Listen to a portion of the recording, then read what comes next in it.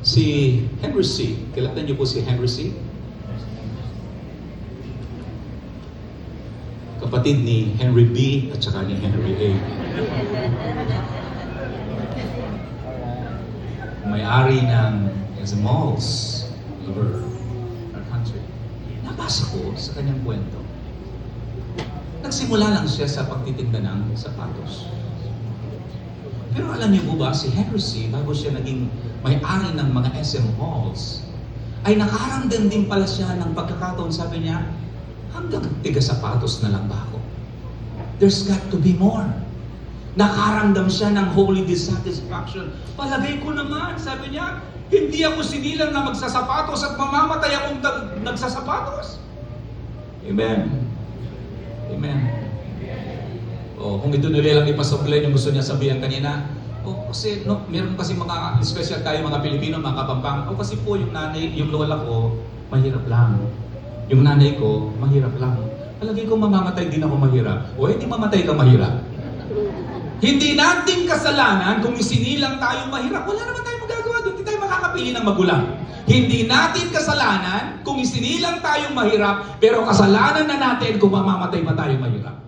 Because we have a choice to change the course of our destiny. Say amen! Opo!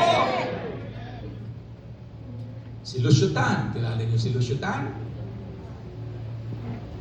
Kapatid ni Hinigising ko lang po kayo. Alam niyo po ba ang unang trabaho ni Lucio Tan? Nagtitinda siya ng tabako. Janitor sa isang factory. Pero nakaramdam din siya ng there's got to be more. Nung makaramdam siya ng there's got to be more, anong kanyang kapalaran ngayon? Nasa Philippine Airlines, PNB, wow! Hallelujah! Si Ramon Ang, CEO and founder ng San Miguel Corporation. Anong trabaho niya? Dati siyang mechanical engineering, tumutulong sa kanyang tatay sa talyer na gumagawa ng mga segundamanong makina at truck. Pero tingnan niyo, inabot niya. May biruan nga po kami dito sa simbahan eh.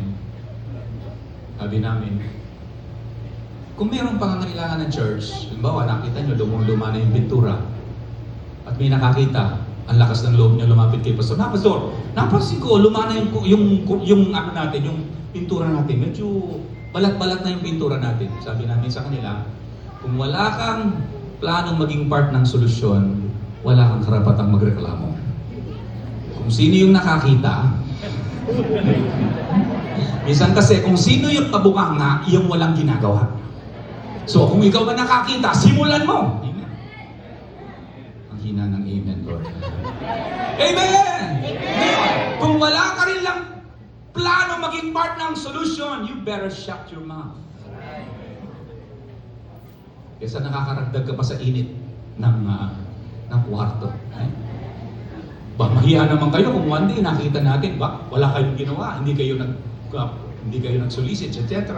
Hindi kayo nag-raise pa. Nakita nyo minsan, bago ang pintura ng inyong church! Wow!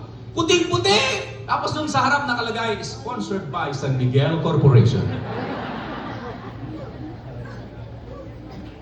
Mahiya naman tayo kung gano'n, di ba?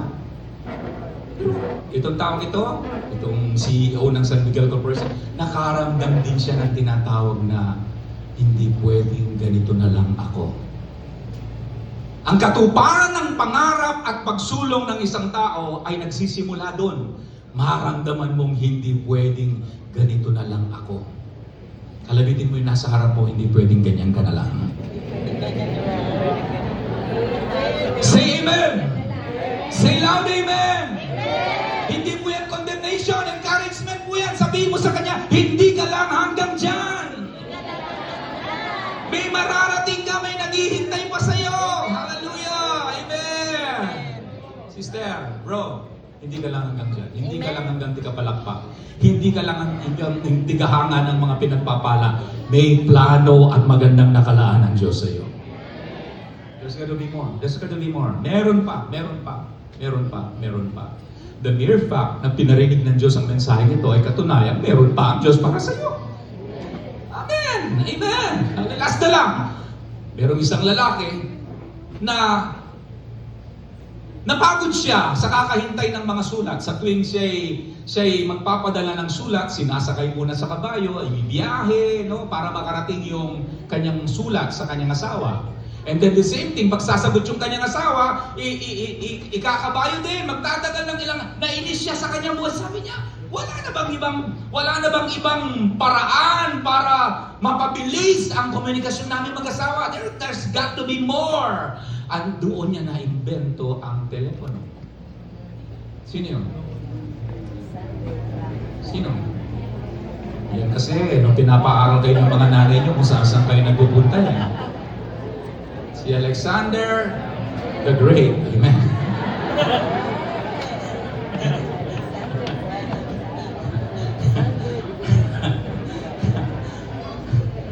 There's got to be more.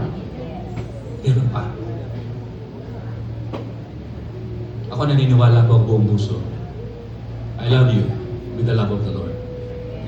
At naniniwala ko, there's more story for you. There's more. There's more. Huwag mo sabihin may edad ka na. There's more. There's more. There's more. There's more. There's more. There's more. Gaya ng sinisigaw namin lagi dito at minsan nagiging expression na lang natin pero sana maging realidad. Your best is yet to come. Sabihin mo sa katabi mo, your best is yet to come.